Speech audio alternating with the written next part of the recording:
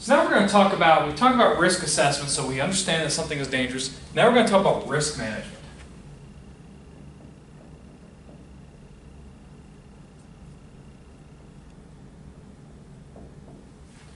And risk management basically tries to help you understand what to do about the environmental hazard. And so you have some control options. And these are kind of the different ways that you have for reducing risks. So, for example,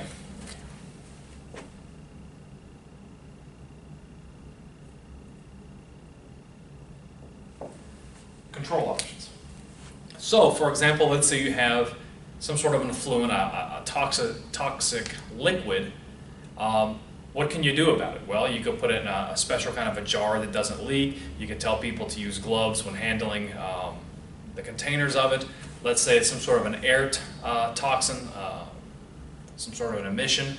Well, can you have some people put on a face mask? Would that work? Or it could be something very simple. If it's solid waste, then could maybe you have that put in a segregated area and disposed of properly. Kind of, these are the simple ones. But then there's also legal considerations.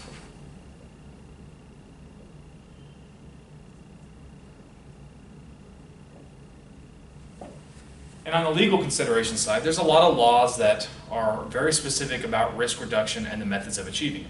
So with control options, you as a firm can kind of decide how you think is best to alleviate that risk. But certain laws would say, no, when you have this liquid that's toxic, you must have X, Y, and Z controls in place because that's what the way the law has it written. And then there's also economic and social factors. And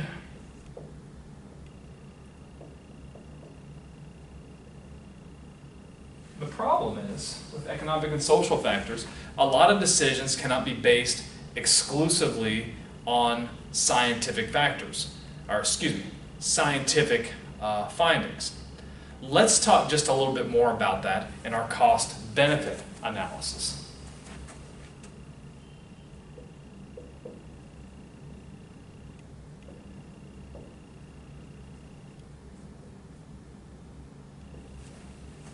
So, cost-benefit analysis is this systemic calculation and comparison of the different costs and benefits of a proposed action. So, helps you kind of weigh which control option is the best one for us as a firm. What is the best way for us to comply with that regulation as a firm?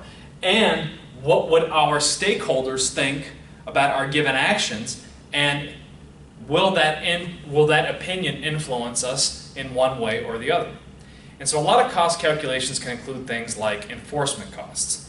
Well, it's dangerous to our workers and the environment, but how much will it cost us to avoid those kind of risks? Is it worth X number of dollars for clean water, for example? Capital and compliance costs to the industry.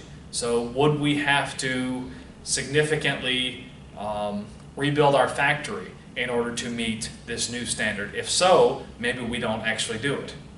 Potential job losses. Certain kinds of jobs might be lost because a plant can no longer be open because it was dumping water into a stream, or a power plant or a manufacturing plant can no longer be open because it was polluting the air, therefore unemployment has risen. Higher consumer prices. Okay? A lot of environmental regulation is costly, and manufacturers will pass that cost on to consumers. So cheap manufactured products may go up in price for the average and lower class consumer, just because of the fact that those businesses were having to comply with environmental regulation. And of course, they could be reduced productivity. Environmental regulation means you've got to take extra steps to do the right thing, and therefore more hours of a day may be spent trying to comply with the environment than actually producing something that is value added. Now, I made it sound all bad, but let's be honest. A lot of the benefits are good. There's, of course, benefits to the environment and also health benefits for workers and members of society. Now, the good thing about a cost-benefit analysis is it forces you to think quantitatively on issues that are inherently qualitative. So instead of trying to appeal to your boss, wow, we're destroying the environment. You've given these people cancer, X, Y, and Z. That's a very emotional kind of argument. It forces you to communicate to the boss in such a way that they can understand.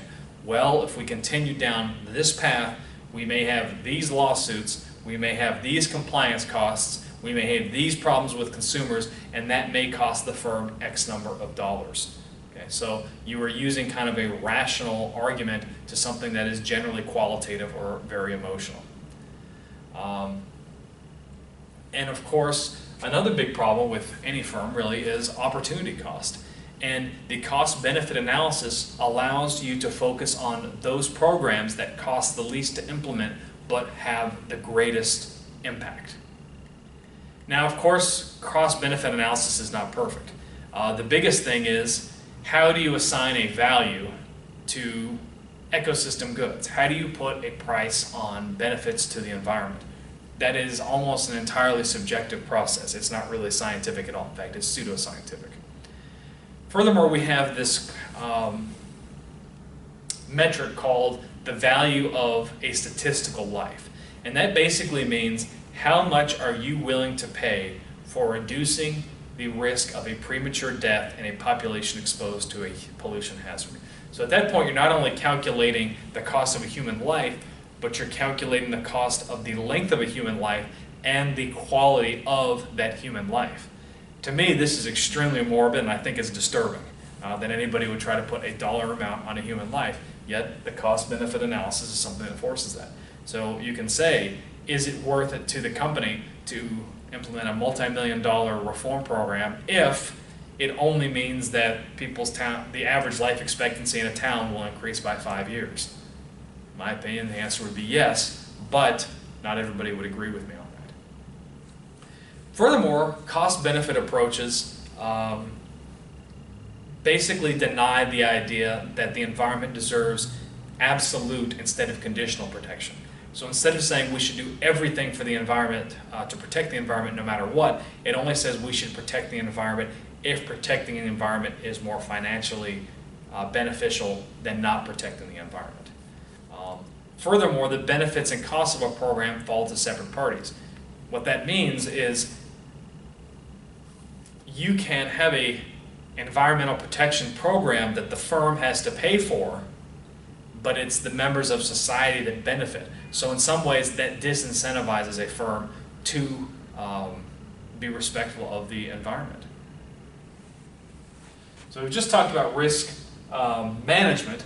Now we're going to start shifting into a discussion of the various regulatory options at a firm's disposal. I'm looking forward to seeing you then.